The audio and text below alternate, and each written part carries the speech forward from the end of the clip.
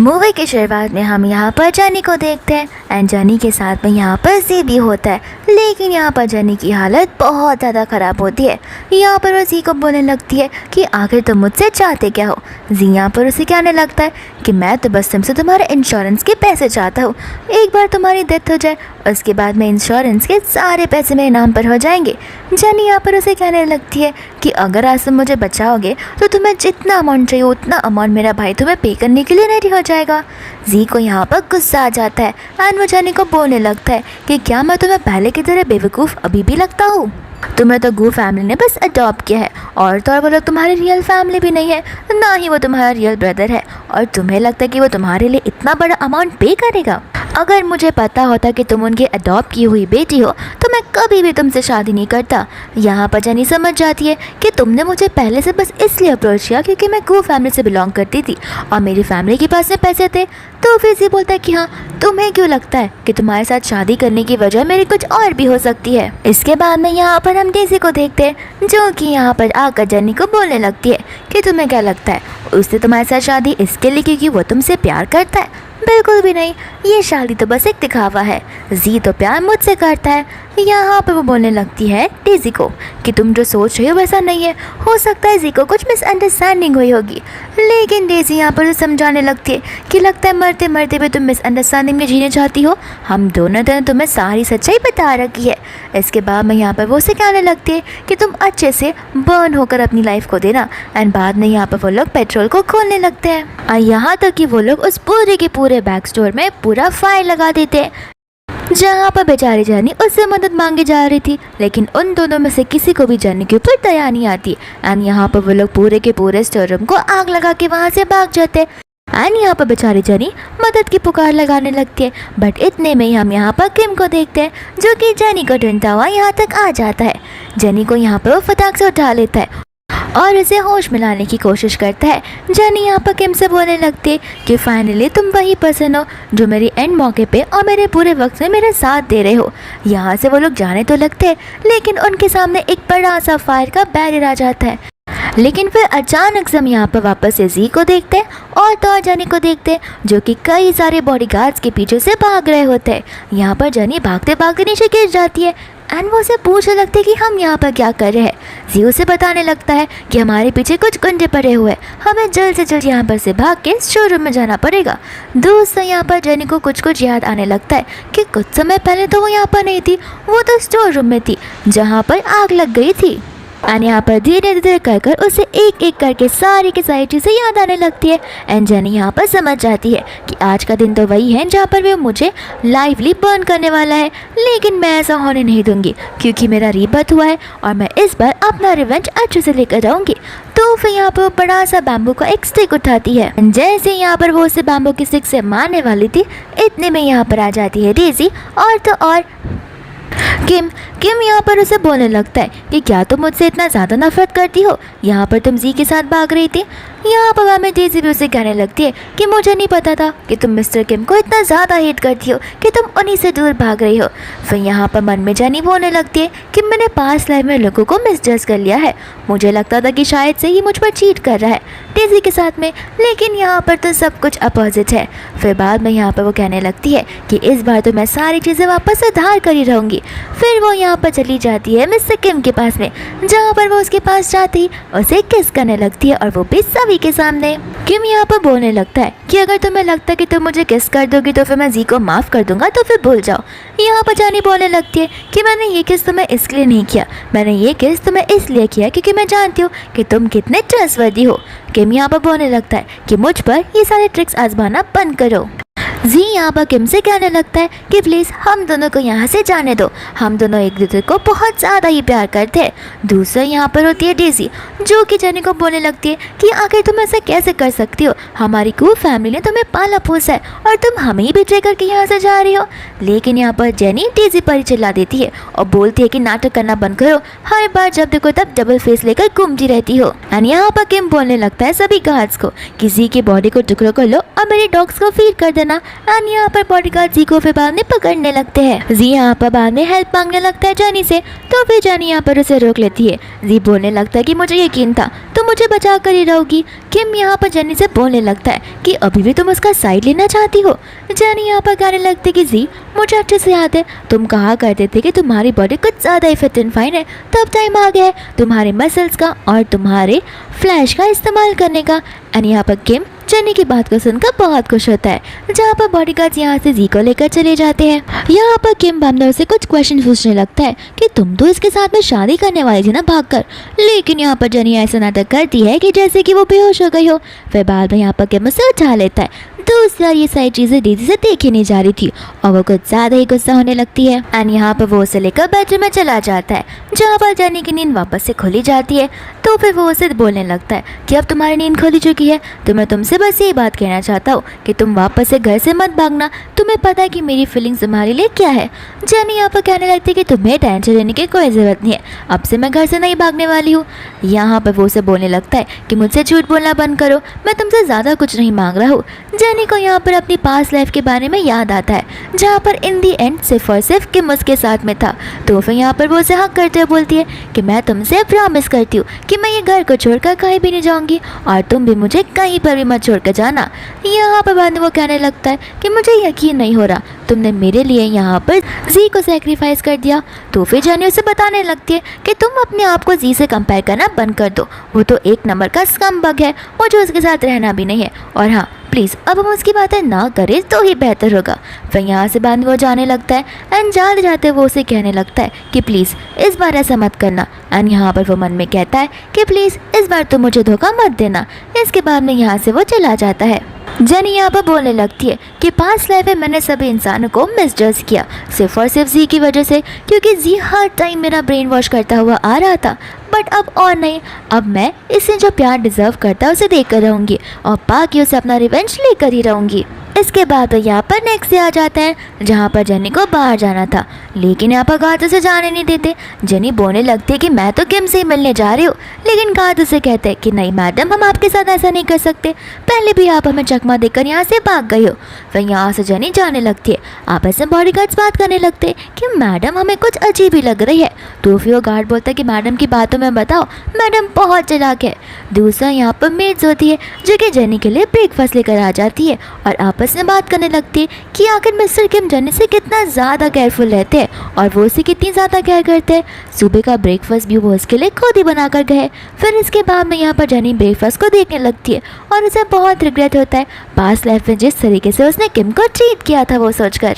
And हमें यहाँ पर पास का सीन बताया जाता है, जो कि इसी दिन का सीन होता है, जहाँ पर जी और जेनी एक साथ शादी करने वाले थे, लेकिन यहाँ पर उस इवेंट में से किम उसे लेकर सभी के सामने आ गया था शादी को तुड़वाकर। जेनी यहाँ पर बहुत गुस्से में होती है। किम उसे समझाता है कि जी तुम्हारे साथ सिर्फ और सिर्फ तुम्हारे पैसे के लिए, लेकिन जेनी उसे बोलने लगती है कि सभी लोग तुम्हारे जैसे नहीं होते जिसे सिर्फ पैसे दिखते रहते, कोई कोई इंसान एक दूसरे को सिर्फ प्यार भी कर सकते। यहाँ पर किम उसे बोलता है कि तुमने सुबह से कुछ खाया नहीं है, पहले तुम खा लो, उसके बाद में हम बातें करते। लेकिन यहाँ पर जेनी ने आकर गुस्से में सारा का सारा खाना फेंक दिया था। यानी खाना किसी और ने नहीं बल्कि किम ने ही बनाया था। बस इसी बात को लेकर वो बेचारी इस प्रेजेंट में रिग्रेट कर रही होती है। दोस्तों यहाँ पर जी टेक्स्ट करने लगता है जेनी को कि मैं तुम्हें पीछे के रास्ते से लेने आऊँगा, तो फिर हम वहाँ से भागकर एक दूसरे को रेस्क्यू कर सकते हैं। एंड यहाँ पर जी आ जाता है, जहाँ पर वो पीछे वाले रास्ते से आकर उसकी बालकनी पर एक रोप डाल देता है। तो फिर यहाँ पर जेनी भी उस रोप को बांध देती है और उस रोप की मदद से नीचे उतर जाती है। बाद में जी यहाँ पर उसे कहने लगता है कि मुझे पता था तुम मुझसे प्यार करती हो, कल जो कुछ भी था वो तुम्हारी एक ट्रिक थी ताकि तुम मुझे बचा सको और खुद भी बच पाओ।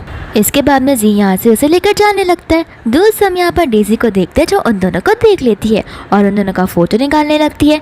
यहाँ पर मैं जेनी जी को एक रास्ता बताती है और उसी रास्ते से ले चलने लगती है। दोस्त से यहाँ पर डेजी अपने मन में बोल रही होती है कि देखना मिसेस गो की जो पोजीशन है उस पर तो सिर्फ मैं ही आकर रहूँगी। किम अपनी आर्चरी की प्रैक्टिस करते हुए अपने मन में बोल रहा होता है कि प्लीज़ जानी, इस बार तो तुम मुझे धोखा मत देना। वह यहाँ पर वो रेस्ट करने के लिए बैठता है, जहाँ पर आ जाती है डेजी एंड डेजी यहाँ पर उसे फ़ोटो दिखाने लगती है और कहती है कि एक बार फिर से तुम्हारी जेनी जी के साथ में भाग गई है। एंड इस बार किम को कुछ ज़्यादा ही गुस्सा आ जाता है, तो फिर वो उस फोटो को मरोड़ कर नीचे फेंक कर वहाँ से चला जाता है। जेनी यहाँ पर लेकर उसे एक सीक्रेट टनल से जा रही होती है, तो फिर बाद में यहाँ पर वो उसे बोलने लगता है कि जैसे हम इस घर को एक्सेप्ट करेंगे, याद रखना तुम मेरे साथ शादी करोगी, उसके बाद में तुम किम से मेरी कंपनी को पब्लिक करवाओगी। जेनी बोलने लगती है कि हाँ, मेरा मोटिव तो यही है। इसके बाद में यहाँ पर वो उसे रास्ते बताती है और इस रास्ते के बीच में एक डॉग होता है। यहाँ पर वो उसे बोलने लगता है कि तुम्हें अच्छे से पता है मुझे डॉग से कितना डर लगता है, लेकिन जेनी उसे समझाने लगती है बट ये सारी चीज़ें तो तुम मेरे लिए कर रहे हो, तो मेरे लिए तुम एक डॉग से ओवरकम नहीं कर सकते हो क्या। जी यहाँ पर सोचने पड़ जाता है। जेनी उससे बोलने लगती है कि तुम सोचने कब से लगे हो, लगता है कि तुम मुझसे प्यार ही नहीं करते हो और तुम्हारी कंपनी। फिर यहाँ पर से कंपनी का नाम सुनते ही उस जेल के अंदर चला जाता है, जहाँ पर वो डॉग उसके ऊपर बहुत ज़ोर ज़ोर से भौंकने लगता है एंड यहाँ पर वो भी डरने लगता है। फिर बाद में यहाँ पर जेनी एक चेयर को लाती है और उसके ऊपर बैठ जाती है। फिर यहाँ पर वो बड़े से रोप को लाती है। यहाँ पर तो जी जेनी से डरने लगता है और उसे बोलता है कि लेकिन तुमने अभी तो कहा कि तुम मुझसे इतना ज़्यादा प्यार करती हो। जेनी यहाँ पर बोलने लगती है कि नहीं तो मैंने तुमसे कभी भी प्यार नहीं किया और ये सब जो अभी था वो सिर्फ दिखावा था ताकि मैं अपना रिवेंज तुमसे ले सकूँ। जी यहाँ पर उसे समझाने लगता, देखो मैं एक इकलौता इंसान हूँ जो तुम्हें यहाँ पर गू फैमिली से बाहर निकाल सकता है। जेनी यहाँ पर बोलने लगती है कि तुम्हें किसने कहा कि मुझे इस गू फैमिली से बाहर निकलना है। एंड बाद में यहाँ पर जेनी खड़े होकर उसे मारना शुरू कर देती है।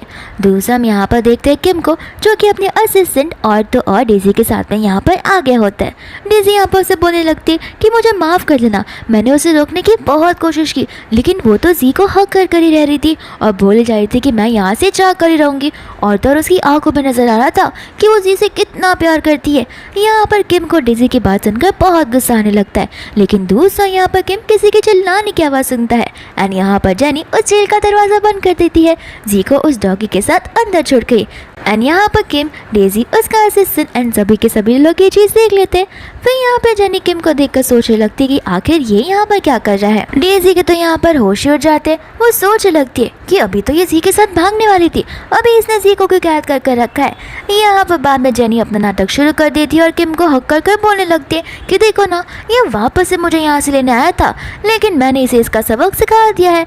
यहाँ पर इसका असिस्टेंट बोलने लगता है कि मुझे तो लगता है बॉस आपने इन्हें कुछ ज़्यादा इस सलाखों पर रखा है। फिर यहाँ पर जेनी किम को किस करती है और बोलती है कि हाँ, मुझे मिस्टर किम बहुत अच्छे से ट्रीट करते हैं। फिर बाद में यहाँ पर डेजी बोलने लगती है लेकिन तुमको जी से कह रही थी कि तुम उसके साथ शादी करोगी और पूरी की पूरी लाइफ स्पेंड करोगी, तो फिर यहाँ पर तुम दोनों झगड़ क्यों रहे हो। जेनी यहाँ पर बोलने लगती है कि जब देखो तब तुम मुझ पर शक क्यों क्या करती हो। फिर यहाँ पर डेजी बोलने लगती है किम से कि मैं तो सिर्फ उसकी अच्छाई के लिए ही बोल रही हूँ, क्योंकि मैंने खुद इसे इसके साथ में भागते हुए देखा है। फिर यहाँ पर जेनी किम से बोलने लगती है कि देखो ना, जब देखो तभी मुझ पर शक करने लगती है, मुझे ये बिल्कुल भी नहीं पसंद है। किम यहाँ पर बोलने लगता है कि मैंने तुम्हें पहले से बहुत सारे चांसेस दिए, लेकिन क्या तुम इस बार श्योर हो। तो फिर जेनी बोलते कि हाँ, मैं इस बार 110% श्योर हूँ कि मुझे तुम्हारे साथ रहना है, तुम्हें सपोर्ट करना और तुम्हें प्रोटेक्ट करना है। मुझे फ़र्क नहीं पड़ता कि जी क्या कर रहा है और उसकी लाइफ में क्या चल रहा है। यहाँ पर किम को जेनी की बात सुनकर बहुत अच्छा लगता है एंड वो जेनी से कहने लगता है कि तुम तो लगता है अब कुछ ज़्यादा ही बड़ी हो गई हो। फिर यहाँ पर वो अपने असिस्टेंट को कहता है कि डेजी को लो और उसे यहाँ से लेकर चले जाओ। एंड यहाँ पर डेजी बोलती रहती है कि वो बस प्रिटेंड करने की कोशिश करिए, मुझ पर विश्वास करो, लेकिन किम यहाँ पर डेजी की एक बात नहीं सुनता। जेनी फिर यहाँ पर किम को बोलने लगती है कि इतनी सारी मेहनत करने के बाद मुझे भूख लग रही है, तो क्या तुम मेरे लिए मील भी बना सकते हो। एंड यहाँ पर किम को ये सुनकर बहुत अच्छा लगता है, क्योंकि उसे लगने लगता है कि उसे पता चल गया है कि उसके लिए ब्रेकफास्ट मैं प्रिपेयर करता हूँ और वो ये भी चाहती है कि मैं उसके लिए लंच प्रिपेयर करूँ, तो हो सकता है उसके दिल में मेरे लिए थोड़ी सी जगह तो होगी ही। इसके बाद में हम यहाँ पर मिया को देखते हैं एंड मिया जो होती है वो मिस्टर किम की पर्सनल सेक्रेटरी होती है। मिया यहाँ पर मिलने के लिए आ जाती है डेजी से एंड डेजी यहाँ पर उसे बोलने लगती है कि मैंने साफ साफ देखा था कि वो जी के साथ में भाग रही है, लेकिन यहाँ पर तो सारी की सारी बाजी पलट गई। मिया यहाँ पर उसे बोलने लगती है कि न जाने क्यों मुझे जेनी थोड़ी सी अलग लग रही है पहले से। तो फिर यहाँ पर डेजी ये बोलती है कि हाँ, न जाने वो इतनी जल्दी से कैसे बदल गई। मुझे तो लगता है कि वो पहले किम को हेट किया करती थी, बट अब सारी चीज़ें अपोजिट में चल रही है। एंड यहाँ पर वो मिया से हेल्प मांगने लगती है। मिया बोलते हैं कि मुझे नहीं लगता कि तुम्हें मेरी हेल्प की ज़रूरत है। अगर डेजी से काम नहीं चल रहा तो फिर तुम डायरेक्टली मिस्टर किम को भी अप्रोच कर सकती हो। और तुम समझ रही हो मैं तुम्हें क्या कहना चाह रही हूँ। एंड यहाँ पर डेजी मिया के इशारों को समझ जाती है। फिर यहाँ पर वो अपने प्लान पर काम करने के लिए वहाँ से जाने लगती है। लेकिन यहाँ पर उसकी सेक्रेटरी के तो कुछ और इरादे होते हैं। यहाँ पर वो बोलने लगती है कि खुद तो इतनी लोली पर्सन है और उसे लगता है कि वो मिसेस गू का पोजीशन ले पाएगी, बट उसे पता नहीं है एक बार यहाँ पर डेजी जेनी का काम तमाम कर ले, उसके बाद मैं यहाँ पर मैं मिसेस गू का पोजीशन लेने के लिए उससे आसानी से झगड़ सकती हूँ। यहाँ पर डेजी मेड को सूप ले जाते हुए देखती है, तो फिर यहाँ पर भी वो सूप का सेम बॉल लेकर आ जाती है और कचरा अपने हाथों से नीचे गिराती है। उस मेड को बोलते कि तुम्हें पता नहीं है, मिसेस किम को ये सारी चीज़ें नहीं पता है। तो फिर यहाँ पर मेड उसे साफ करने लगती है। एंड यहाँ पर मौका देखते ही डेजी उन सूप के बॉल्स को अलग कर देती है। फिर यहाँ पर वो सूप का बॉल लेकर चली जाती है जेनी के पास में। अन्य सब बोलने लगती है कि मुझे आज के लिए माफ़ कर देना। जेनी यहाँ पर उसे कहने लगती है कि आज तुम्हारी इतनी बेइज्जती हुई, इसके बाद भी तुम यहाँ पर मुझे लड़ने झगड़ने आई हो। तो फिर यहाँ पर डेजी से बोलते कि नहीं, ऐसी बात नहीं है, मैं तो बस तुमसे सॉरी बोलने के लिए आई हूँ, क्योंकि हम दोनों के बीच में मिसअंडरस्टैंडिंग जो क्रिएट हो गई थी, और ये सूप का बॉल मैं तुम्हें एज ए सॉरी देने आई हूँ। जेनी यहाँ पर पूछने लगती कि क्या ये सूप तुमने बनाया? वो कहती कि नहीं, ये सूप तो मिस्टर किम ने बनाया और उन्होंने तो बस मुझे ये चीज़ तुम्हें डिलीवर करने के लिए कहा है।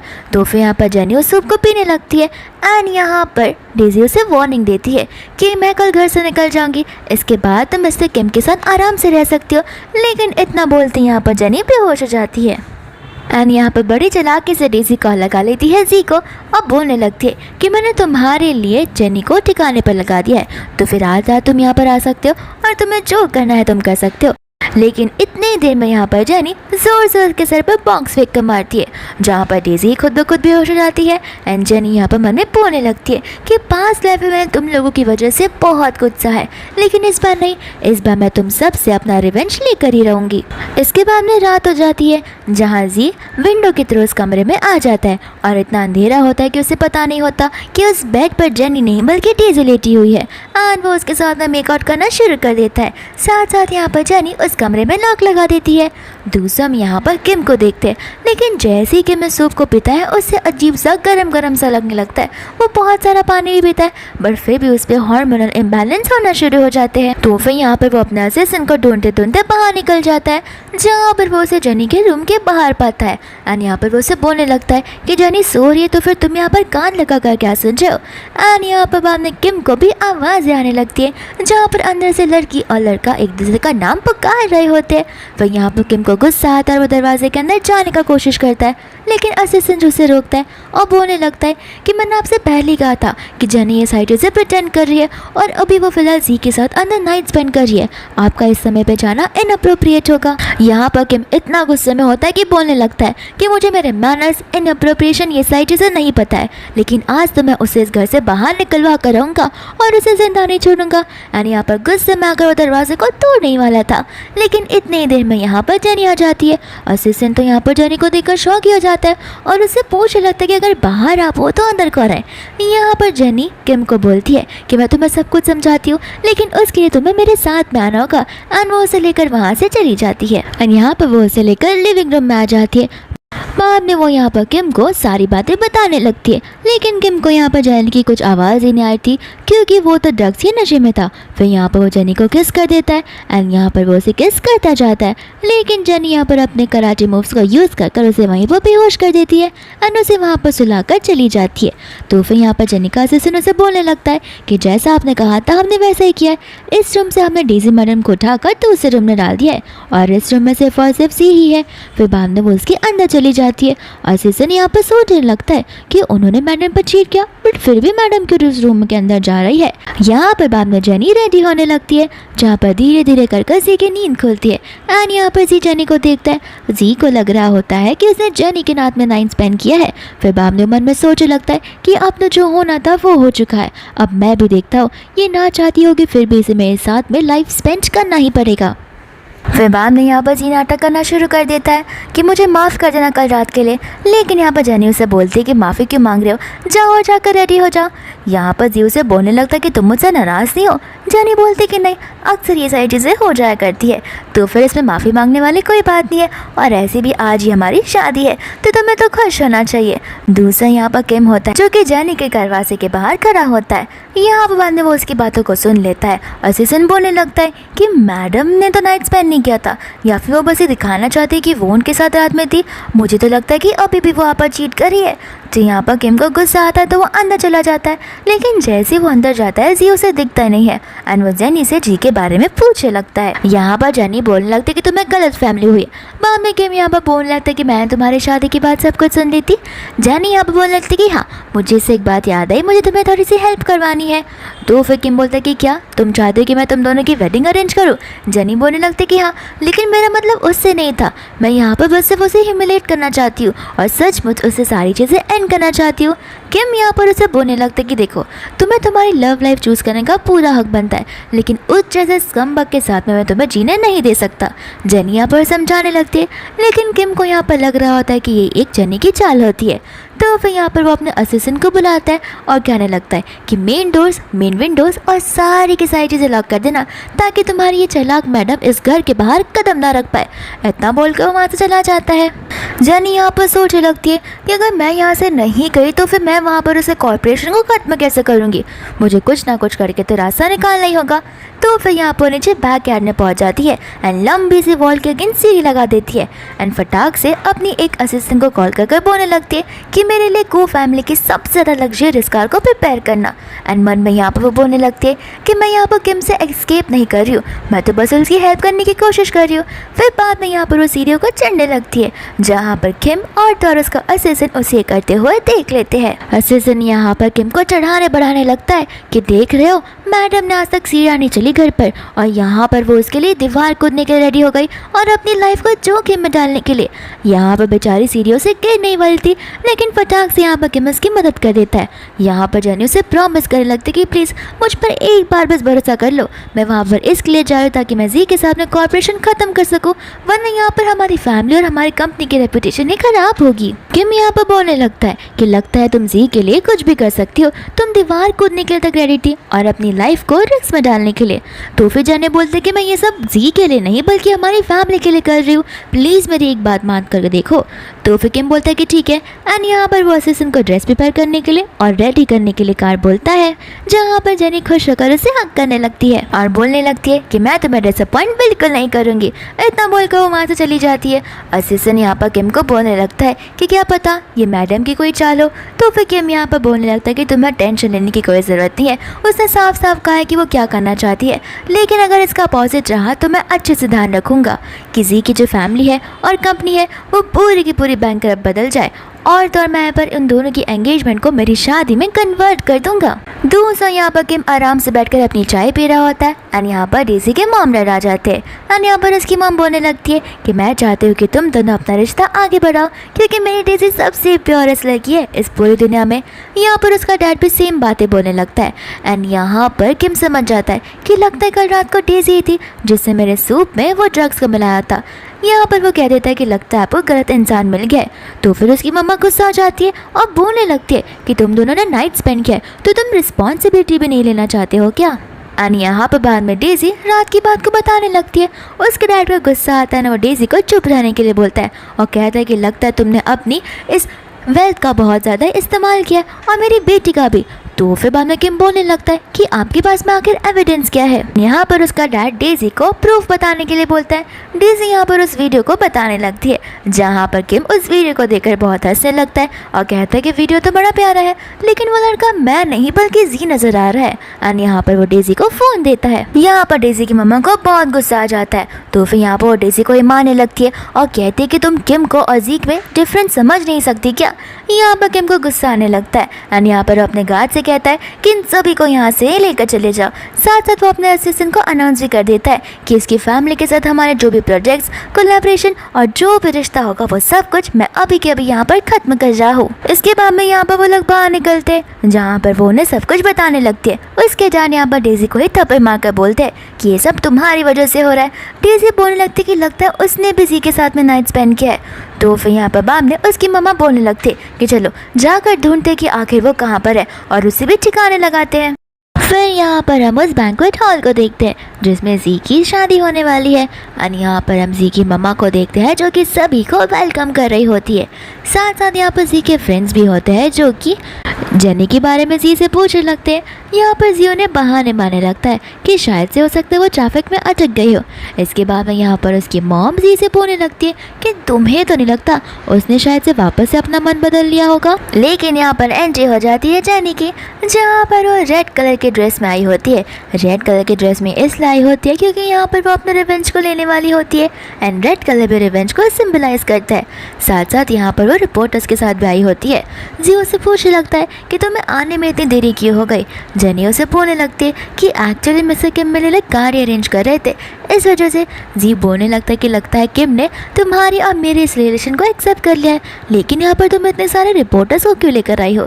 जेनी उसे बताने लगती है कि एक्चुअली मैं अपनी गू फैमिली की इकलौती बेटी हूँ, तो यहाँ पर रिपोर्टर्स का होना तो जाहिर सी बात है क्योंकि इतना बड़ा इवेंट जो होने वाला है आज। फिर बाद में यहाँ पर वो लोग शादी के प्रिपरेशंस करने लगते हैं। साथ साथ यहाँ पर जी की मम्मा जेनी को बहुत ज़्यादा ही प्रेज़ करने लगती है। और यहाँ पर जेनी साफ साफ समझ रही थी कि उसकी मम्मा जी से कुछ कम नहीं है। और हमें यहाँ पर पास का सीन बताया जाता है जहाँ पर बेचारी जेनी बीमार होती है और यहाँ पर वो आराम कर रही थी।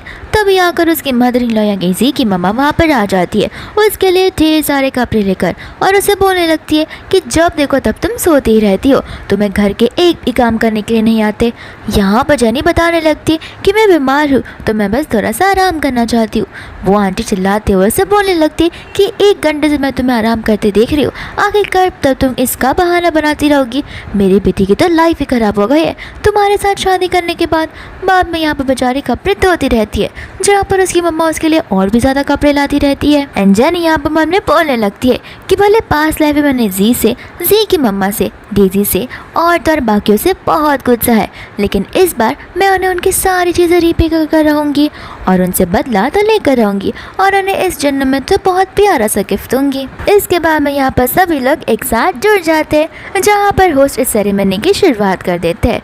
फिर बाद में यहाँ पर वो जेनी को और जी को रिंग एक्सचेंज सेरेमनी के लिए ऊपर बुलाते हैं। यहाँ पर वो कहने लगते हैं कि रिंग एक्सचेंज करने से पहले आप दोनों को एक दूसरे के बारे में या किसी के बारे में कुछ भी कन्फेशन करना हो तो आप कर सकते हो। और यहाँ पर जी अपने दिल की बातों को बोलने लगता है कि मैंने जब से तुम्हें पहली बार देखा था तब से मैं तुम्हारे साथ में प्यार में पड़ गया था। ऐसा समझो कि मेरे साथ में लव एट फर्स्ट साइट हुआ था एंड मैं चाहता हूँ कि मैं लाइफ लॉन्ग बस तुम्हारे साथ ही अपना टाइम स्पेंड करूँ और तुम्हारे साथ ही अपने बालों को ग्रे करूँ। और मन ही मन में यहाँ पर वो कहने लगता है कि एक बार बस ये शादी हो जाने दो और मेरी कंपनी के नाम पर मेरे असेट्स हो जाने दो, फिर देखना मैं तुम्हारे साथ क्या करता हूँ। यहाँ पर जेनी भी मन में बोल रही होती है कि शक्ल तो ऐसी बना रहा है और मीठी मीठी बातें तो ऐसी बोल रहा है जैसे मेरे लिए वो जान भी दे सकता है, लेकिन यहाँ पर किसी क्या पता हो कि इस भोली सी शक्ल के पीछे कितना बड़ा मर्डरर छुपा हुआ है। इसे तो आज मैं बिल्कुल नहीं छोड़ूंगी। फिर बाद में यहाँ पर जी उस एंगेजमेंट रिंग को निकालने लगता है, लेकिन जेनी उसे रोकते हुए बोलती है कि 1 मिनट, इसके पहले कि हम यहाँ पर एंगेजमेंट रिंग एक्सचेंज करें मैं तुम्हें एक प्यारा सा गिफ्ट देना चाहती हूँ। फिर यहाँ पर वह सभी के सामने अनाउंस करने लगती है कि जी आपसे मेरी गू फैमिली का इकलौता सन इन लॉ बनने वाला है, तो वो एक स्पेशल गिफ्ट रिजर्व करता ही है एंड यहाँ पे special gift as a token of love समझकर मैं उसे देना चाहती हूँ। एंड यहाँ पर वो किम फैमिली के जितने भी असेट्स और सब्सिडीज होती है वो सभी के सभी चीज़ें जी के नाम पर कर देती है। यहाँ पर सभी लोग की बातें सुनकर शॉक हो जाते हैं एंड जी की मन में खुश होने लगती है। जी यहाँ पर बोलने लगते कि सच में। जेनी कहते हैं कि हाँ मैं तो तुम्हें बस टेस्ट करना चाहती थी, इसलिए मैं तुम्हारे साथ रूड बिहेव कर रही थी, लेकिन मेरा टेस्ट तुम पास कर चुके हो। यहाँ पर जी अपने उसे करीब आने लगता है, लेकिन जेनी उसे रोकती है और बोलते हैं कि यहाँ पर सभी रिपोर्टर्स भी अवेलेबल है, क्यों ना हम इनके सामने वही एग्रीमेंट को साइन कर ले। एंड यहाँ पर एग्रीमेंट आ जाता है और यहाँ पर बेचारा जी बिना उस एग्रीमेंट को पढ़े लिखे सीधा लास्ट वाले पेज में जाने लगता है जहाँ पर उसके सिग्नेचर की बस ज़रूरत है। लेकिन इतने में यहाँ पर इस खुशी के माहौल में दखलंदाजी करने आ जाते हैं उसके मॉम डैड। मन में यहाँ पर से बोलने लगता है कि इसकी और मेरी डेजी की तो प्लानिंग पहले से ही हो गई है, अब ये डेजी यहाँ पर क्यों आई है, लगता है इसने अपना दिमाग बदल दिया है। मन में यहाँ पर जेनी बोलने लगती है कि अब तो असली एंगेजमेंट पार्टी शुरू होने वाली है। फिर यहाँ पर वो उससे पूछने लगती है कि क्या आप लोग यहाँ पर मेरी एंगेजमेंट के लिए आए हो, लेकिन यहाँ पर डेज़ी के मॉम डैड बड़े गुस्से में होते हैं और कहने लगते कि हम यहाँ पर तुम्हारी एंगेजमेंट में नहीं आए हैं। आखिर जी की हिम्मत कैसे हुई मेरी बेटी का फ़ायदा उठाने की। यहाँ पर जी बोलने लगता है कि आपको पता भी है आप क्या बोल रहे हो, आपने गलत इंसान को पकड़ रखा है। यहाँ पर सभी लोग आपस में बात करने लगते हैं और कहते कि लगता है जी ने बेचारी जेनी के ऊपर चीट किया हुआ है। फिर यहाँ पर जेनी उससे पूछने लगती है कि आखिर ये सब क्या चल रहा है। जी बोलता है मुझे नहीं पता, मैं तो इन लोगों को जानता तक नहीं हूँ। लगता है कि ये लोग मुझसे जेलस फील कर रहे हैं क्योंकि मैं तुम्हारी फैमिली में शादी जो कर जाऊँ और यहाँ पर वो लोग मेरे रेपुटेशन को बिगाड़ना है। तो फिर यहाँ पर डेज़ी के डैड बोलने लगते कि हम और तुम्हारा फ़ायदा, तुम तो यहाँ पर किम की फैमिली का फ़ायदा उठाने के लाए हो, हमें सारी बातें अच्छे से पता है। क्यों डेज़ी? यहाँ पर जी बात में डेज़ी को बोलने लगता है कि देखो बिन मतलब का मेरे ऊपर उंगली मत उठाओ वरना ये ठीक नहीं होगा। डेज़ी यहाँ पर मन में बोलने लगती है कि इसने ऑलरेडी मेरा मिसेस गू बनने का सपना तोड़ दिया है, तो फिर मैं क्यों इसके सपने क्यों ठीक रखूँ, मैं भी इसकी इमेज को चकनाचूर तक करके रहूँगी। फिर यहाँ पर उसी को बोलने लगती है कि आखिर तुम इतना प्रिटेंड क्यों कर रहे हो। यहाँ पर उसका डैड भी बोलने लगता है कि तुमने मेरी बेटी का यूज़ किया हुआ है। तो फिर यहाँ पर जी बोलने लगता है कि तुम सब मिलकर कौन सी बकवास कर रहे हो। यहाँ पर जेनी का गुस्सा आता है एंड जेनी यहाँ पर जी को जोर से थप्पड़ मार देती है। पर जी बाद में जेनी को समझाने लगता है कि प्लीज़ मेरी बातों का यकीन करो, उनकी बातों का नहीं, मैंने तुम पर चीट तरह सा भी नहीं किया है। यहाँ पर जेनी कुछ बोले लेकिन इसके पहले यहाँ पर रिपोर्टर्स जी के साथ सवाल जवाब करना शुरू कर देते हैं और इस चीज़ को एक बड़ी सी ब्रेकिंग न्यूज़ बनाने लगते हैं। यहाँ पर जी बाद में उन रिपोर्टर्स को चुप करवाता है और कहने लगता है कि ये फैमिली जानबूझकर मेरे ऊपर प्लानिंग प्लॉटिंग कर रही है। तो फिर उसकी मम्मा यानी कि डेज़ी मम्मा यहाँ पर बोलना शुरू कर देती है कि एक तो तुमने मेरी बेटी का इस्तेमाल किया है, ऊपर से तुम रिस्पॉन्सिबिलिटी लेने के लिए भी रेडी नहीं हो। यहाँ पर ये मेरी इकलौती बेटी है और तुमने तो उसकी लाइफ पर बात करके रख दी है। यहाँ पर जी की मॉम को भी समझ नहीं आ रहा होता कि आखिर वो यहाँ पर बोले तो बोले क्या बोले। दूसरा यहाँ पर जी सोचने लगता है कि लगता है इसकी फैमिली कुछ ज़्यादा ही ग्रीडी है, लगता है ये लोग मेरे साथ स्कैम करने के लाया है, लेकिन मैं यहाँ पर ये सारी बाजी को पलट सकता हूँ और सबके सामने प्रूव कर सकता हूँ कि मैंने अगर नाइट स्पेंड की है तो वो जेनी के साथ में, एंड यहाँ पर सभी के सामने ये बात खुलासे में भी कर सकता हूँ और तो रिपोर्टर्स भी यहाँ पर है मेरी मदद करने के लिए। यहाँ पर ये सभी के सामने बोलने लगता है कि अगर कल रात को मैंने किसी के साथ नाइट स्पेंड की है तो वो डेज़ी नहीं बल्कि जेनी है। यहाँ पर जेनी कंफ्यूज हो जाती है और उसे बोलने लगती है कि तुमने और मेरे साथ नाइट स्पेंड की है। जी यहाँ पर उसे याद दिलाने लगता है। जेनी बोलती कि कल रात को तो मैं घर पर ही नहीं थी, मैं सीधा अपने रूम में सुबह में आई थी, तभी तुम मुझे वहाँ पर दिखे थे, इसका मतलब तुम और डेज़ी मिलकर। एंड यहाँ पर वापस से वो उसे थप्पड़ मार देती है। जी यहाँ पर कहने लगता है कि मेरा विश्वास रखो, ये सारी की सारी चीज़ें इनकी एक प्लानिंग है। फिर यहाँ पर डेज़ी और डेज़ी की फैमिली भी जी के ऊपर चिल्लाने लगती है। साथ साथ रिपोर्टर्स भी यहाँ पर उसे क्वेश्चंस पूछना वापस से शुरू कर देते हैं। जी यहाँ पर सभी को चुप करवाता है। यहाँ पर जेनी बाद में बोलने लगती है कि तुम्हें ज़रा सा भी शर्म नहीं ये सारी चीज़ें करते हुए, वो भी एक दिन पहले हमारी एंगेजमेंट के। अगर तुम डेज़ी को पसंद करती हो तो मुझे पहले बता देना चाहिए था, मैं तुम्हारे साथ क्या क्या सपने नहीं सोची थी। और ये एग्रीमेंट, ये सारी की सारी एसेट्स, सब्सिडरी मैंने कुछ तो सोचकर तुम्हारे नाम पर की होगी ना। तुम्हें तो मेरे प्यार पर भरोसा ही नहीं है, तुमने तो मेरा ट्रस्ट तोड़ा है। एंड यहाँ पर जेनी सभी के सामने उस एग्रीमेंट को चूरा कर फाड़ कर उसके मुंह पर फेंक देती है। जी यहाँ पर उस एग्रीमेंट को फटता देख बहुत ज़्यादा दुखी होने लगता है। यहाँ पर उसकी मम्मा बोलने लगती है कि जेनी तुम मेरे बेटे पर विश्वास करो, वो ऐसा कर ही नहीं सकता। जेनी यहाँ पर उसकी आंटी को यानी कि मम्मा को बोलने लगती है कि आपको सच में लगता है वो ऐसा नहीं कर सकता? आपको लगता है कि बेचारी डेज़ी यहाँ पर झूठ बोल रही होगी? आखिर वो प्रेग्नेंट हो गई तो सारी रिस्पॉन्सिबिलिटी अब कौन लेगा? आप लेंगी, आपका बेटा लेगा। यहाँ पर बाद में डेज़ी की मम्मी भी बोलने लगती है कि जेनी एकदम ठीक कह रही है, हमारी बेटी के साथ जो हुआ है वो एकदम गलत हुआ है, ऊपर से ये लड़का रिस्पॉन्सिबिलिटी लेने के लिए रेडी भी नहीं है। जी की मम्मा को यहाँ पर गुस्सा आ जाता है एंड यहाँ पर वो डेज़ी और उसकी फैमिली को बोलने लगती है कि इल्ज़ाम लगाने से पहले तुम हमें एविडेंस बता दो, तुम्हारे पास क्या प्रूफ है कि मेरे बेटे ने ये सारी चीज़ें की है। साथ साथ यहाँ पर आए हुए गेस्ट भी बोलने लगते कि सही बात है, इनके पास तो कोई प्रूफ भी नहीं है।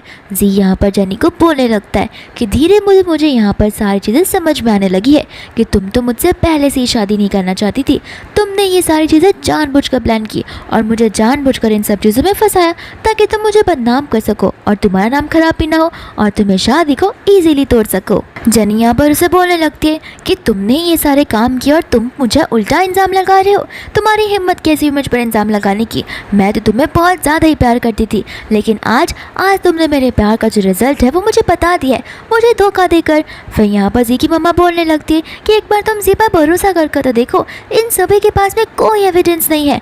जनी यहाँ पर डेजी से बोलने लगती है कि अगर तुम्हारे पास कोई एविडेंस है तो प्लीज़ हम सबको बताओ, हम सबको जानना है कि आखिर तुम झूठ बोल रही हो या फिर जी झूठ बोल रहा है। डेजी यहाँ पर समझने लगती है कि इसे लगता है कि पता है कि मेरे पास एक वीडियो है, लेकिन ये जानबूझकर दिखाने के लिए बोल रही है ताकि मेरी भी बेइज्जती हो जाए।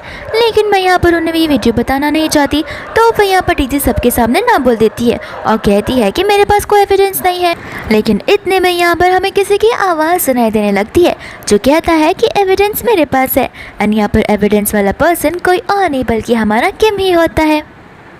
बाद में यहाँ पर जनी चली जाती है किम के पास में और बोलने लगती है कि अच्छा तुम यहाँ पर रह गए, तुम्हें भी सारी चीज़ें साफ साफ पता चल जाएगी। जी यहाँ पर नीचे आकर किम से बोलने लगता है कि नहीं, ऐसी बात नहीं है जैसा जनी बता रही है, बस हमारे बीच में थोड़ी सी मिसअंडरस्टैंडिंग हो गई है। किम बोलने लगता है कि मिसअंडरस्टैंडिंग? इतनी बड़ी सी चीज़ को तुम मिसअंडरस्टैंडिंग बोलते हो? फिर यहाँ पर वो अपने असिस्टेंट को इशारा करता है, जहाँ पर उसका असिस्टेंट उस वीडियो को सभी के फ़ोन में सेंड कर देता है। एंड यहाँ पर सभी के सभी लोग उस वीडियो को देखने लगते हैं एंड यही होता है वो एविडेंस। फिर यहाँ पर किम सबके सामने अनाउंस कर देता है कि तुम्हारी जी की फैमिली के साथ में और तो और कंपनी के साथ में जितने कॉर्पोरेशंस और प्रोजेक्ट मेरे साथ में अटैच हुए होंगे वो सब कुछ मैं रिलेशन यहाँ पर आज खत्म करता हूँ और दोबारा यहाँ पर जनी के पीछे आने की कोशिश मत करना। इतना बोलकर वो वहाँ से जनी को लेकर जाने लगता है। जनी यहाँ पर मिस्टर किम को थैंक यू बोलने लगती है, लेकिन वो नोटिस करती है कि किम तो उसे कुछ रिस्पॉन्ड ही नहीं कर रहा, तो वो उसे पूछने लगती है क्या तुम मुझसे नाराज़ हो। किम यहाँ पर मीटिंग का बहाना देकर वहाँ से जाने लगता है। दूसरा जी आकर यहाँ पर जनी से माफ़ी मांगने लगता है और उसे एक और मौका देने के लिए कहता है। यहाँ पर किम सोचने लगता है कि लगता है मैंने जनी के साथ में कुछ ज़्यादा ही रूडली से बात की, तो फिर वो उससे बात करने के लिए वापस चला जाता है। लेकिन यहाँ पर वो जी का और जनी का हाथ पकड़ा हुआ दिखता है और फटाक से जनी को अपनी ओर खींच लेता है और जी को यहाँ पर वार्निंग दे देता है। जी कहता है कि मैं तो बस यहाँ पर उनसे माफ़ी मांगने आया था। इतना बोलकर वो वहाँ से चला जाता है एंड किम यहाँ पर जनी को लेकर अपनी कार के पास में चला जाता है, जहाँ पर वो जाते ही उसे किस करने लगता है। एंड यहाँ पर वो जनी से बोलने लगता है कि आखिर तुम कब तक मुझे झूठ बोलती रहोगी। जनी उसे समझाने लगती है कि ये सारी प्लानिंग प्लॉटिंग मैंने तो सिर्फ सी के लिए की थी ताकि मैं उसकी बदनामी कर सकूं और ये सारा तमाशा क्रिएट कर सकूं। किम यहाँ पर उसे पूछने लगता है कि आखिर तुम ये सारी चीज़ें क्यों करना चाहती थी। जनी यहाँ पर मन में सोच रखती है कि अगर मैंने इसे पास्ट लाइफ के बारे में बताया तो इसे लगेगा कि मैं इसे एक और बहाना दे रही हूँ। दूसरा हम यहाँ पर मिया को देखते हैं जो कि उन दोनों को किस करते हुए देख लेती है और मन में सोचने लगती है कि इतना छोटा सा काम मैंने डेजी को दिया था, वो भी छोटा सा काम वो कंप्लीट नहीं कर पाई। यहाँ पर डेजी मिया को कॉल लगाकर सब कुछ बताने लगती है, वो भी रोते हुए। एंड मिया यहाँ पर डेजी पर चिल्ला देती है और बोलती है कि अच्छा हुआ तुम्हारे साथ, तुम एक छोटा सा काम नहीं कर सकती, बहुत अच्छा हुआ तुम्हारे साथ। इतना बोलकर वो कॉल कट कर देती है। पर दूसरी ओर जनी उसे एक्सप्लेन करने जाती है, लेकिन किम उसकी एक भी बात नहीं सुनता और उसे कार के पीछे बैठाकर असिस्टेंट को उन्हें घर छोड़कर आने के लिए बोलता है। फिर बाद में यहाँ पर मिया आ जाती है जो किम को उस मीटिंग के बारे में बताने लगती है। जनी यहाँ पर मिया को देख लेती है और सोच में पड़ जाती है कि पास्ट लाइफ में तो यही लड़की थी जिसने किम को धोखा दिया था, जिसकी वजह से वो बड़ा सा डिजास्टर उस वॉरियर ग्रुप में हो चुका था। फिर बाद में हमें यहाँ पर पास का सीन भी बताया जाता है जहाँ पर ये सारी की सारी चीज़ें न्यूज़ में होती है। फिर यहाँ पर जनी ठान लेती है कि कुछ भी कर उसे इस बार तो किम को बचाना ही पड़ेगा, उसी कंपनी को और उसे और उसकी रेपुटेशन को भी। इसके बाद में यहाँ पर वो चली जाती है उसके ऑफिस के यहाँ पर टिफ़िन लेकर, जहाँ पर किम उसे मिलने से मना कर देता है, तो उसका असिस्टेंट नीचे आ जाता है और वो उसके असिस्टेंट को टिफ़िन का बॉक्स दे देती है, जहाँ पर किम उस टिफ़िन के बॉक्स को देखकर ज़्यादा खुश नहीं होता। लेकिन नेक्स्ट डे यहाँ पर वो वापस उस टिफ़िन का बॉक्स को लेकर आ जाती है और खुद ब खुद कंपनी के अंदर जाने लगती है, लेकिन गार्ड उसे रोकने लगता है। यहाँ पर गार्ड में और उसमें आर्ग्यूमेंट चलना शुरू हो जाती है, जहाँ पर मियाँ वहाँ से गुजर रही होती है, तो फिर वो सारी भी ये सारी चीज़ें देख लेती है। एंड यहाँ पर वो अपने स्टाफ से बोलती है कि जाओ और उस डिलीवरी गर्ल को यहाँ से निकालो। फिर बाद में स्टाफ में और जनी में झगड़ा होने लगता है एंड यहाँ पर स्टाफ गुस्से में आकर जनी को धक्का मार देती है। इतने में यहाँ पर किम आ जाता है जो कि उस स्टाफ के ऊपर चिल्लाने लगता है और जनी को उठाकर वो अपने कैबिन में ले चला जाता है। फिर यहाँ पर वो उसे मेडिसिन लगाने लगता है। जनी उसे बोलने लगती है कि प्लीज़ मैं प्रॉमिस करती हूँ कि इस बार मैं एकदम ओबीडियंट और प्रॉपर गर्ल बनकर रहूँगी, इस बार तो मुझ पर भरोसा कर लो। लेकिन यहाँ पर किम उसकी बातों को नहीं सुनता और कहने लगता है कि अब से यहाँ पर आना बंद कर दो क्योंकि कंपनी में कुछ ज़्यादा ही काम है। यहाँ पर वो उसे बोलने लगती है कि मुझे तो लगता है तुम्हारी सेक्रेटरी मिया, बट इतने में ही मिया यहाँ पर कॉफ़ी लेकर जा जाती है और कहने लगती है कि ये आपकी कोल्ड कॉफ़ी विदाउट शुगर। तो फिर बाद में जेनी बोलती है कि वो कोल्ड कॉफ़ी नहीं पीता और उसे शुगर पसंद है। मिया बोलती है कि मैं उन्हें इतने सालों से यही कॉफ़ी देती आ रही हूँ, आपसे शायद कुछ गलती हुई होगी। तो फिर यहाँ पर किम मिया से हॉट कॉफ़ी विद शुगर मंगवा लेता है, जहाँ पर मिया को बहुत ज़्यादा गुस्सा आने लगता है। इसके बाद में यहाँ पर जेनी बोलने लगती है कि मुझे तुम्हारी कंपनी में जॉब करना है। तो फिर किम बोलता है कि ठीक है, कोई पोजीशन रहेगी तो मैं तुम्हें बता दूंगा। दूसरा यहाँ पर वो घर चली जाती है। फिर बाद में हम यहाँ पर देखते हैं किम को, जो कि क्लब में होता है, एंड यहाँ पर मिया आ जाती है जो उसे रूम में बुलाने लगती है। एंड धीरे धीरे यहाँ पर किम को तो मिया जेनी ही लगने लगती है, लेकिन कैसे तो कर वो अपने आप को होश में लाता है और वहाँ से जाने लगता है। दूसरा उसे सेम क्लब में सी भी होता है जो कि जेनी की बुराइयां कर रहा था। एंड यहाँ पर किम सब कुछ सुन लेता है, जहाँ पर वो जी को बहुत बुरी तरीके से मारता है। दूसरा यहाँ पर जेनी होती है जो कि कपड़े चेंज कर रही होती है। एंड यहाँ पर बाद में किम आ जाता है और उसे किस करता है, फिर वो उसे बाथरॉब दे देता है। साथ साथ में यहाँ पर वो उसके हेयर को ड्राई करने भी लगता है। जेनी यहाँ पर सोचने लगती कि आखिर किम को हो क्या गया है। इसके बाद में यहाँ पर वो जेनी को उसकी कंपनी के पोजीशन के बारे में बताने लगता है। दूसरे दिन यहाँ पर मिया सभी स्टाफ के साथ में डिस्कस कर रही होती है न्यू प्रोजेक्ट के बारे में, लेकिन यहाँ पर जेनी आकर उन्हें इंटरप्ट कर देती है। वो स्टाफ और मिया दोनों मिलकर जेनी के ऊपर टूट पड़ते हैं एंड जेनी यहाँ पर उन्हें सारे के सारे प्रूफ्स बताने लगते हैं, लेकिन वो लोग तो यहाँ पर जेनी से अग्री ही नहीं करते। एंड इतने में यहाँ पर आ जाता है किम, जो कि उन्हें बोलने लगता है कि आखिर तुम लोग कैसे बकवास कर रहे हो। स्टाफ भी यहाँ पर बोलने लगता है कि देखा, बॉस खुद ब खुद बोल रहा है कि तुम कैसी बकवास कर रहे हो, लेकिन किम बोलता है कि मैं तुम दोनों की बात कर रहा हूँ, ना कि बल्कि जेनी की।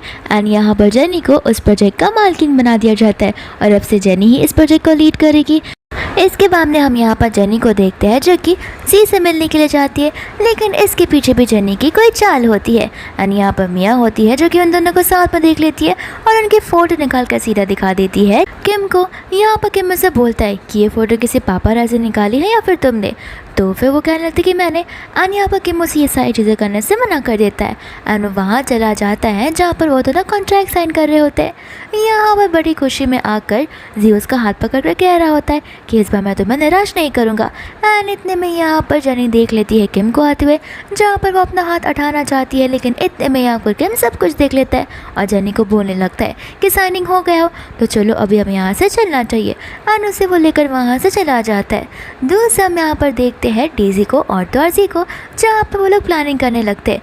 जी यहाँ पर उस दिन कंपनी के पास जाता तो है, लेकिन यहाँ पर वो उसे कुंडे पीट लेते हैं।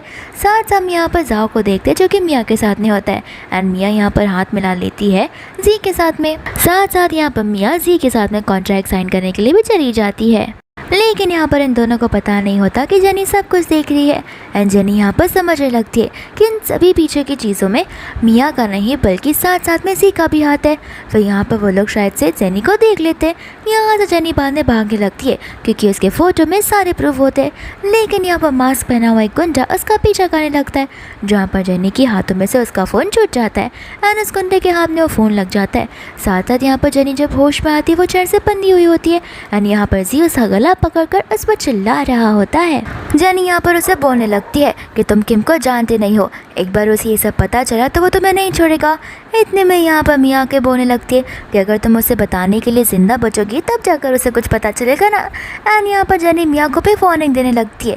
इतने में यहाँ पर मिया को कॉल आने लगता है किम का, तो फिर यहाँ पर जी बड़े चालाकी से जेनी का मुँह बंद कर देता है एंड यहाँ पर किम मिया को नेक्स्ट मीटिंग की सारी प्रिपरेशन करने के लिए बोलता है। फिर यहाँ पर जेनी को वो बोलने लगती है कि देखा, फ्यूचर में जो कुछ भी हो जाए किम तुम्हारा बिल्कुल हो भी नहीं सकता एंड इसकी सारी प्रॉपर्टी और चीज़ें मेरे नाम पर ही होकर रहेगी। फिर यहाँ पर वो जी के साथ में चली जाती है। दूसरों यहाँ पर वो कंपनी में पहुँच जाती है, जहाँ पर किम बहुत ज़्यादा गुस्से में होता है और अपने स्टाफ्स को बोल रहा होता है कि आखिर तुम लोग एक लड़की को भी ढूंढ नहीं पा रहे हो। यहाँ पर मिया आकर अपने उस मीटिंग के बारे में बताने लगती है, लेकिन यहाँ पर किम सुन ही नहीं रहा होता है। फिर असिस्टेंट यहाँ पर मिया को बताता है कि यंग लेडी न जाने कहाँ पर गायब हो गई है। मिया मन ही मन सोचने लगती है कि जितना ढूंढना है ढूंढ लो, वो तो तुम्हें इस जन्म में बिल्कुल जिंदा नहीं मिलने वाली। फिर यहाँ पर किम को और गुस्सा आता है और वो गार्ड्स को वार्निंग देने लगता है। बाद में यहाँ पर मिया बोलने लगती है कि आपको नहीं लगता कि कंपनी के डॉक्यूमेंट्स यहाँ वहाँ हो गए एंड इसके पीछे शायद से जेनी का हाथ हो सकता है। कि मिया पर मिया को कुछ भी बोलने से मना कर देता है। फिर मिया यहाँ पर एक एक करके उसे सारी चीज़ें ऊट पटांग बोलने लगती है ताकि सारा का सारा शक जेनी की ओर चली जाए। दूसरा यहाँ पर हमारी जेनी होती है जो कि रस्सी खोलने की कोशिश करती है लेकिन वो खुल ही नहीं रहा होता। तो उसके सामने कांच के बॉटल्स होते हैं एंड बड़ी स्मार्टली वो उसे गिराती है एंड कांच का टुकड़ा उठाकर अपनी रस्सी को खोलने लगती है। लेकिन जैसे वो उठती है गुंडे आ जाते हैं तो फिर वो वापस से वहाँ पर बैठकर नाटक करने लगती है कि जैसे कि अभी भी वो बंधी हुई ही हो। यहाँ पर वो गुंडे बाद में उसके साथ में ज़बरदस्ती करने लगते हैं जहाँ पर जेनी भी उनसे फाइट करती है लेकिन उन गुंडों के पास से गन होता है। इसके पहले कि वो गन चलाए किम यहाँ पर उसे बचाने के लिए आ जाता है। जेनी यहाँ पर उसे सब कुछ समझाने लगती है लेकिन किम कुछ रिस्पॉन्स नहीं करता और उसे लेकर कार में बैठ जाता है। फिर यहाँ पर जेनी जी के बारे में और मिया के बारे में सब कुछ बताने लगती है। साथ साथ यहाँ पर वो कहती भी है कि मेरे फ़ोन में सारा प्रूफ है लेकिन यहाँ पर तो फ़ोन से सारे प्रूफ गायब हो गए थे। किम यहाँ पर उसे शांत रहने के लिए बोलता है और कहता है कि भले तुम्हारे पास प्रूफ ना हो लेकिन मैं तुम पर भरोसा करता हूँ और मैं तुम पर बिलीव करता हूँ। इसके बाद में यहाँ पर वो लोग घर पर चले जाते हैं जहाँ पर मिया जेनी को देखकर बोलने लगती है कि इस बार तो ये बच गई लेकिन नेक्स्ट टाइम मैं इसे जिंदा नहीं छोड़ूंगी। यहाँ पर मिया जेनी के बारे में सब कुछ बताने लगती है लेकिन जेनी बोलती है कि तुम झूठ बोलना बंद करो, मेरे बदले तुम वहाँ पर सी के साथ में थी। फिर बाद में मिया यहाँ पर जेनी को बोलती है कि जो बोलना है बोल लो, किम को तुम्हारे पर भरोसा बिल्कुल भी नहीं होने वाला। यहाँ पर किम को गुस्सा आता है। किम यहाँ पर मिया को थप्पड़ मार देता है और उसे उस पोजीशन से सस्पेंड कर देता है। इसके बाद में यहाँ पर डॉक्टर्स घर पर आते हैं जो कि जेनी को चेक करते हैं और उसे आराम करने के लिए बोलते हैं। फिर यहाँ पर किम उसे बताने लगता है कि फ़िलहाल जेनी मुझे लगता है कि मिया जाओ के साथ में है और वो दोनों मिलकर प्लान कर रहे हैं और जाओ कोई और नहीं बल्कि मेरा भाई है। ग्रैंडफादर ने जब सारी कंपनी मेरे नाम पर की थी तो जाओ इकलौता इंसान था जिसे इन सब चीज़ों को लेकर चैलेंज फील हो रहा था एंड मुझे लगता है कि वो मेरे साथ बदलाव निकालने के लिए बहुत जल्दी आने वाला है। दूसरे यहाँ पर वो लोग कंपनी में होते हैं। उन्हें अनाउंस करना चाहता है कि उनके एक प्रोडक्ट में डिफेक्ट पीस आ गया जिसकी वजह से लोगों को बहुत प्रॉब्लम हो रहा है एंड इन सब के पीछे किसी और का हाथ नहीं बल्कि जाओ का हाथ और तो मिया का हाथ आता है। यहाँ पर वो लोग नीचे एक दूसरे से मिलते तो है। इसके बाद में यहाँ पर किम और तो और जेनी पीछा करते हुए चले जाते हैं जाओ का एंड जाओ के साथ में सिया नाम की एक लड़की होती है। फिर यहाँ पर जेनी को याद आने लगता है कि हाँ जाओ शायद से डबल डेट कर रहा था। इसका मतलब है कि वो उसकी सेक्रेटरी यानी कि मिया को और सिया को एक साथ में डेट कर रहा है। जहाँ पर वो टेक्स्ट कर देती है मिया को। किम यहाँ पर समझ जाता है कि जेनी ने कुछ तो मिया को टेक्स्ट किया। इतने में ही मिया भी उस होटल की ओर आ जाती है जहाँ पर वो जैसे ही ऊपर जाती है वो सिया को और किम को आपस से प्यार भरी बातें करते हुए देखती है और रोमांस करते हुए। फिर यहाँ पर वो जी के वो चिल्लाने लगती है। जी यहाँ पर तो उसे नज़रअंदाज ही करने लगता है। इसके बाद में वो उसे बाहर लेकर आ जाता है जहाँ पर उन दोनों का झगड़ा होने लगता है एंड ये सारी चीज़ें जेनी अपने फ़ोन में रिकॉर्ड कर देती है। किम यहाँ पर समझ जाता है कि उन दोनों का मेन टारगेट जेनी नहीं बल्कि मैं हूँ एंड यहाँ पर किम उसे बोलने लगता है कि मैं तुम्हारे साथ रिश्ता ख़त्म करना चाहता हूँ। मैं चाहता हूँ कि तुम अब्रॉड चली जाओ और जैसे ही सारी चीज़ें सेटल हो जाएगी उसके बाद मैं खुद ब खुद यहाँ पर तुम्हें वापस बुला दूँगा। ये सारी चीज़ें सुनकर जेनी को बिल्कुल अच्छा नहीं लगता। जहाँ पर वो घर जाते ही ड्रिंक करना शुरू कर देती है और बेचारी गम में रोने लगती है। ड्रिंक करते हुए यहाँ पर जेनी को पास्ट की बातें याद आने लगती है जहाँ पर पास्ट लाइफ में भी उसे अब्रॉड भेज दिया गया था और तो यहाँ पर एक हफ्ते बाद में वो पूरी की पूरी पागल हो गई थी। साथ साथ यहाँ पर असिस्टेंट का कॉल आ जाता है जो उसे वापस चाइना किम से मिलने के लिए बुलाता है एंड वो किम की हालत के बारे में बताने लगता है जो कि बहुत बुरी थी। यहाँ पर हम वापस से प्रेजेंट में आ जाते हैं जहाँ पर किम आता है और उसे ड्रिंक करने से मना करता है। इसके बाद में जेनी उसे बताने लगती है कि तुम्हें पता नहीं है मैं किन किन चीज़ों से यहाँ पर गुजरी हूँ। जब तुम्हें मेरी ज़रूरत थी यहाँ पर मैं तो तभी यहाँ पर थी ही नहीं और मैं तुमसे दूर तो बिल्कुल नहीं जाना चाहती हूँ। फिर यहाँ पर बाद में वो उसे किस करने लगती है जहाँ पर वो अपने आप को जेनी से दूर करता है और कहने लगता है कि तुमने कुछ ज़्यादा ही ड्रिंक कर लिया है। जेनी यहाँ पर उसे कहने लगती है कि मैं तुम्हारे साथ अपनी पूरी की पूरी लाइफ स्पेंड करना चाहती हूँ। तो फिर वो बोलने लगता है कि तुम ऐसा सारी बातें क्यों कर रही हो। जेनी यहाँ पर अपने फीलिंग्स से कन्फेस करने लगती है और उसे किस करती है। किम उसे बोलता है कि हम कल सुबह उठकर ये सारी बातें कर सकती है क्योंकि तुमने कुछ ज़्यादा ड्रिंक कर लिया और मैं नहीं चाहता कि तुम ऐसा समझो कि मैंने तुम्हारा एडवांटेज लिया है। जेनी यहाँ पर बोलने लगती है कि मैं तुम्हारे बारे में ये सब कभी नहीं सोच सकती और यहाँ पर उनका ये किस मेकआउट में बदल जाता है। दूसरे दिन यहाँ पर सुबह हो जाती है जहाँ पर वो लोग मियाँ से मिलने के लिए चले जाते हैं। किम बोलता है तुम बेफिक्र होकर मियाँ से मिलो, मैंने यहाँ पर आसपास बॉडीगार्ड्स को रख दिया है। दूसरे यहाँ पर जाओ और मियाँ आपस में मिलते हैं जहाँ पर उन दोनों का एक बार फिर से सिया को लेकर झगड़ा होने लगता है। जाओ यहाँ पर मियाँ की औरतों और जेनी की बातें सुन रहा था जहाँ पर जेनी मियाँ को 100 मिलियन यानी कि 2 बिलियन का अवार्ड दे रही थी और क्रेडिट कार्ड ये कहते हुए कि अगर तुम किम के अगेंस्ट टेस्टिफाई करोगी तो फिर ये सारा कार्ड और पैसे तुम्हारे होंगे। और हाँ, याद रखना, अगर तुम ये सारे पैसे जाओ से एक्सेप्ट करते तो मैं तुम्हें बता देती हूँ, जाओ तुम्हें धोखे के अलावा और कुछ भी नहीं दे सकता है। यहाँ पर जाओ धीरे धीरे समझ जाता कि हो सकता है शायद से मियाँ उसकी बातों में आ जाए। मियाँ यहाँ पर उसे कहने लगती है कि रही बात इन पैसों की, तो हमें पता नहीं है कि मैं किम के साथ काम किया करती हूँ, मेरे पास पैसों की कमी बिल्कुल नहीं है, और जहाँ मुझे धोखा देगा तुम्हें धोखा देगा, ये बात तो कोई भी नहीं जानता है, मैं तो बस यहाँ पर अपना काम कर रही हूँ। जहाँ दूसरा समझ जाता है कि ये लोग आसानी से नहीं मानने वाले, जहाँ पर वो दरवाजे को बंद कर देता है एंड यहाँ पर एक अजीब प्रकार का गैस आने लगता है। तो फिर फटाक से यहाँ पर किम को कॉल करके बुलाने लगती है। किम यहाँ पर घबरा जाता है। दूसरा हम यहाँ पर मियाँ और जेनी को देखते हैं जिन्हें सांस लेने भी नहीं हो रहा था और यहाँ पर उनका दम घुटता ही जा रहा था। फिर बाद में हम यहाँ पर उस इवेंट में आ जाते हैं जहाँ पर उस कंपनी के हायर को अनाउंस करने वाले थे। फिर बाद में यहाँ पर जी होता है जो कि जाओ से बोलने लगता है कि तुम पक्का मुझे शेयर से देने वाले हो ना। जाओ बोलता है कि तुम टेंशन मत लो, तुम्हारे नाम पर भी मैं कुछ शेयर्स कर ही देने वाला हूँ। इतने में यहाँ पर ग्रैंडपा आ जाते और इवेंट को होस्ट करने लगते, लेकिन यहाँ पर किम आ जाता है।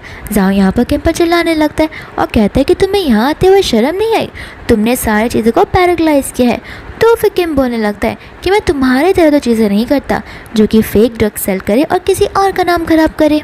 जी यहाँ पर उन सभी को बोलने लगता है कि बिना प्रूफ के कुछ ही बातें करना बंद करो मेरे बारे में। अब कंपनी मेरे नाम पर होने जाए तो तुम्हें जेलस फील हो रहा है तो तुम सब ऑब्वियसली ये काम करोगे। लेकिन यहाँ पर जेनी बोलने लगती है कि हम बिना प्रूफ के बात ही नहीं करते। तो फिर वो कहता है कि क्यों, तुम्हारे पास वो वीडियो एज ए प्रूफ है। जेनी बोलती कि नहीं, हम समय से कुछ ज़्यादा ही आगे चलते हैं। एंड यहाँ पर वो एक लड़की को बुलाते हैं जहाँ पर लड़की जैसे ही मास्क खोलती है वो कोई और नहीं बल्कि मियाँ ही होती है। मियाँ यहाँ पर सब कुछ बताने लगती है, लेकिन जी बोलता है कि ये इनके साथ में मिली हुई है। फिर मियाँ यहाँ पर सारे के सारे डॉक्यूमेंट्स और एग्रीमेंट्स को बताने लगती है। एंड कुछ ही समय में यहाँ पर पुलिस आ जाती है जो कि सबसे पहले सी को गिरफ्तार करती है, वो ड्रग्स को और कॉन्ट्रैक्ट को फेक साइन करने के लिए। फिर यहाँ पर ग्रैंडपा को भी गुस्सा आने लगता है।